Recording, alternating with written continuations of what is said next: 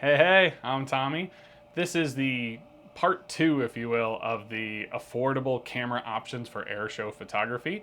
This is the lenses side. If you want to look at affordable camera bodies, go ahead and I think I could put a link right here that you could click on that video and check out all the different options there.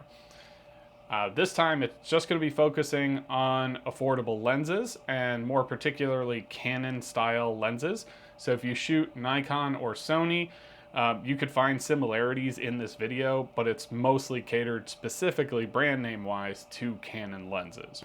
We're going to go over the EF lenses, RF lenses, and third party lenses such as Tamron and Sigma and things like that to be able to find a good fit for you on your price point that'll work the best for airshow photography. Now, real quick, let me talk about focal lengths to look for. When choosing a lens for airshow photography, I always like to go for at least 300 millimeters in focal length. A good example of this is like a 400 millimeter lens is kind of like the average one that you'll find online looking for lenses. And also, if you try to do a zoom lens, that's also what I would look for. They do have smaller aperture ranges, but having that wonderful throw between 100 millimeters and 400 millimeters, for example, will give you that versatility for whenever the aircraft is flying through the sky, gets really close to you, you can now zoom out and still be able to take photos, and then zoom in whenever the aircraft goes farther away from you and be able to get the shots you want. If you have a prime lens, it will work, and it has a much larger aperture to be able to take more shots with like nice depth of field and low light scenarios and stuff like that. But you're now limited to only that focal length. So if the aircraft changes really rapidly in the sky, you won't have the flexibility that everybody with a zoom lens does. Just wanted to touch on that before we get started. All right, so without further ado, here we go. This is the Canon affordable lens option list that I put together. This is your RF lenses and your EF lenses. Now, of course, if you get native Canon super telephoto lenses, they're going to be on the pricier side. So I put these in price order, so hopefully that'll help you out. If you have a mirrorless camera, you have the option of the RF lenses and the EF lenses by just simply buying an additional adapter that'll go onto your mirrorless camera. It's an RF to EF adapter. I'll put it up on the screen here. And then all of these options are actually really good options. The best of the best on this in terms of image quality is the EF 100 to 400 version 2 lens. The best zoom range is the 200 to 800, which is pretty much the most expensive one on this list at $1,900 brand new. But then everything else you could probably get secondhand, such as that version 2 lens I just mentioned is about $800. And out of all of these Canon glass ones, I would recommend the RF 100 to 400 if you have a mirrorless camera, because it's only $650, it's lightweight, and it's really, really helpful for airshow photography. It's really good image quality as well. And then I put two primes on here just because they're so affordable when it comes to like getting a good telephoto lens. But at the f11 aperture that's fixed, I would not, you would have to only be able to shoot in like really broad light kind of scenarios. So high sun, not overcast skies. Otherwise it's going to get really noisy when you have to bump up that ISO. So all these other ones have a lot better of aperture variations.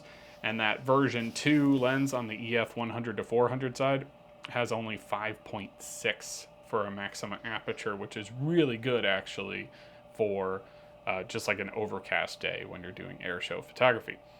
Obviously, if you have a DSLR, then your biggest option here is the 100 to 400 version 2. I would definitely not recommend version 1 of this EF 100 to 400 lens. I had that one for quite a while and it was terrible. At 400 millimeters, it is super soft. I don't understand what happened. I thought there was something wrong with me for a while. And then when I got the version 2 of the 100 to 400, here's some of the images that you see on screen here. As you could tell, it is super sharp. And yeah, I definitely like this lens a lot. All right, and then next up is the third-party lenses. Now I'm going to put them up on the screen too. This is basically just Sigma and Tamron for third-party lens options that are like kind of a trusted set of telephoto lenses for Canon cameras when it comes to airshow photography. The Sigma, the best Sigma lens is the 150 to 600 lens. That 600 millimeter focal length is a really great zoom to have for that kind of versatility, and at a decent price point too. If you get the contemporary version, it's $800, and if you get the sport version, which has a little bit faster focus, it's about $1,000 ish. And then once we switch over to the Tamron side, again, the 150 to 600 is the best one there because it too gives you that super throw of 600 millimeters, and then you're able to just get that nice reach at a good price point. Out of the two of these, I would say the Sigma is probably the better one of the two when it comes to the 150 to 600, but both of these are EF glass only, so you're gonna need an adapter if you're an RF mirrorless shooter, but a DSLR, it'll work perfectly fine. So there's actually a caveat to having the third-party glass on a Canon mirrorless camera. First off, you need the adapter, the RF to EF adapter, because all of these lenses are EF mounts only, so you need that adapter to have it work. But also the big thing is, from what I've seen in the field, people, for example, that are shooting like an R7 with a Sigma 150 to 600, they have to keep up with the firmware updates all the time, or else the focusing system will be really like hit or miss. It'll get really sluggish and it'll miss the target a lot, and you won't get the focus that you're aiming for. So with that being said, if it's hunting around a lot and it's going really slow and sluggish, you might need to purchase the additional firmware updating puck that they sell. I'll try to put one on the screen here now. And what this is it's just like every time you get a new mirrorless camera from Canon, the focusing system needs to work with that lens a certain way. And these third-party lenses will have to have a new firmware added to it often and updated quite frequently in order to keep up with having their focusing system work in sync with whatever the mirrorless camera is. So just keep that in mind. There's two additional expenses when you're getting a third-party lens. You have to get the RF to EF adapter, and you have to update the firmware with a puck or whatever to update the lens firmware. Those two things could be a make or break deal when it comes to getting a third-party lens versus a native lens when you're trying to do mirrorless camera work with airshow photography and these affordable lens options. So just keep that in mind. And then on the Canon native side, the only downside to having a mirrorless camera with a Canon EF lens is you need that adapter, and that's it. So everything else should be good. It should be easily kept up. You can update the firmware if you want to, but it'll probably just work already right out of the box. All right, so that's the super telephoto affordable lens choice options that you have for airshow photography. Go ahead and screenshot these lists. I'll put the EF and RF up first. All right. And then I'm going to go ahead and put up the third-party EF glasses from Sigma and Tamron. And then if I can, I'm going to try to squeeze them all in together into one big list. This way you can see all that. Go ahead and screenshot this so that you have a good starting point to really shop around and see what is the most best bang for your buck, if you will, and what you can get that really will help you on your airshow photography journey without breaking the bank. So out of all of these lenses, I would say if you are a mirrorless shooter, I would recommend the RF 100 to 400 lens. It is lightweight, it is super versatile, and it's super affordable at only like $650. And then if you are a DSLR shooter, I would recommend the EF 100 to 400 version 2. And that is the only L glass I have on this list.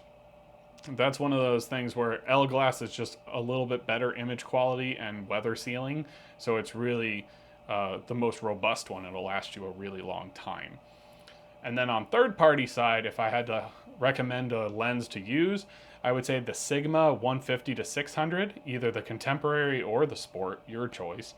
The sport's a little bit faster in its in its focusing system.